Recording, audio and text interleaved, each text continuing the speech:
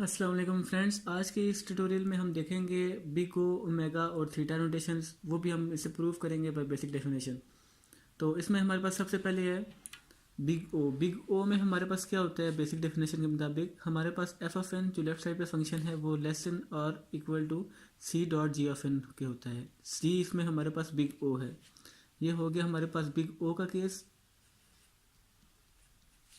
इसी तरह हमारे पास है f of n is greater than और equal to C dot ji of n, ये हमारे पास है ओमेगा का केस। और इसी तरह हमारे पास है f of n is less than और equal to O dot ji of n, और f of n is greater than और equal to omega g of n, और ये सब हमारे पास क्या होता है? Greater than 1।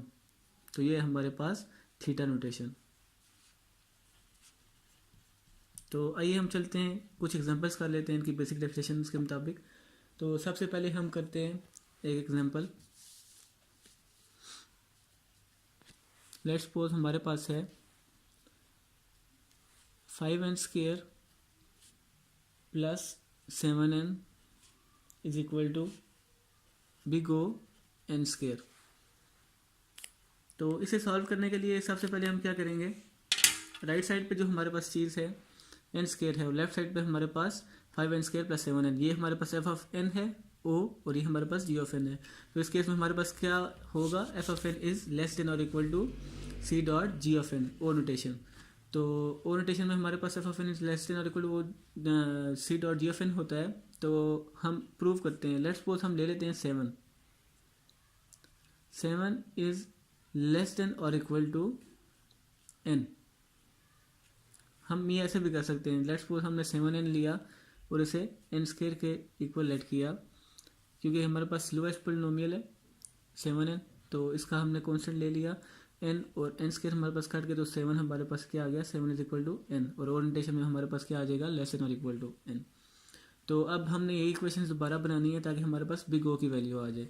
तो इसके लिए हम क्या करेंगे? n से मल्टीप्लाई कर देते हैं दोनों साइड्स पे। हमारे पास क्या आ जाएगा? 7n इज लेस देन और इक्वल टू n²। अब हम n² दोनों साइड्स पे ऐड कर देते हैं, तो हमारे पास क्या आना चाहिए?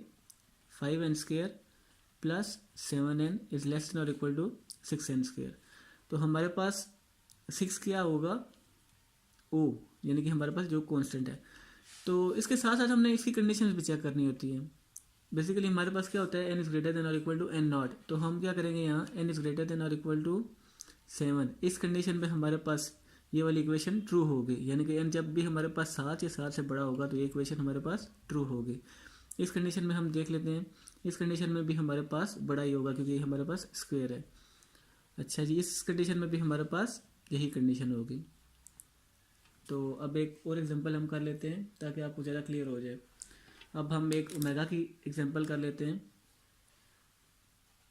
लेट्स सपोज हमारे पास है 9n² minus 10n is equal to omega n²। इस केस में हमारे पास क्या होगा? एफ ऑफ एन जो है हमारे पास F of N greater than और इक्वल टू राइट साइड यानी कि जी ऑफ एन के होगा। तो इसमें हम क्या करते हैं? बेसिकली हम इसमें लेते हैं कि n इज ग्रेटर देन और इक्वल टू n/2, यानी कि एक हमारे पास आधे से बड़ा है। तो इसके में हमारे पास क्या होगा? n इज ग्रेटर देन और इक्वल टू 0, कंडीशन जो हमारी लगेगी। तो अब हम इसे मज़ीद सॉल्व कर लेते हैं। लेट्स सपोज मैं इसे 9 से मल्टीप्लाई कर देता हूँ। यहाँ क्या आ जाएगा? 9n इज़ ग्रेटर देन और इक्वल टू 9n/2। अब मैं ऐसा कर लेता हूँ कि -10 कर लेता हूँ। लेफ्ट साइड पे जब मैंने माइनस किया 9n माइनस 10, तो ओमेगा के केस में ये होगा कि जब हम लेफ्ट साइड पे प्लस या माइनस करेंगे तो वो राइट साइड पे डिनोमिनेटर पे वैल्यू मल्टीप्लाई हो जाएगी। यहाँ हमने 10 डिवाइड माइनस किया है, तो यहाँ हमें क्या करना पड़ेगा? डिनोमिनेटर में मल्टीप्लाई। तो हमारे पास क्या आ जाएगा? 9n/20। अब हमने ये इक्वेशन बनानी है तो हमें n को दोनों साइड से मल्टीप्लाई करना पड़ेगा। तो हमारे पास क्या आ जाएगा? 9n² minus 10n is greater than और इक्वल टू 9/20 n²। तो इस केस में हमारे पास 9/20 क्या है? ओमेगा। और कंडीशंस आपने साथ साथ खुद चेक कर लेनी है।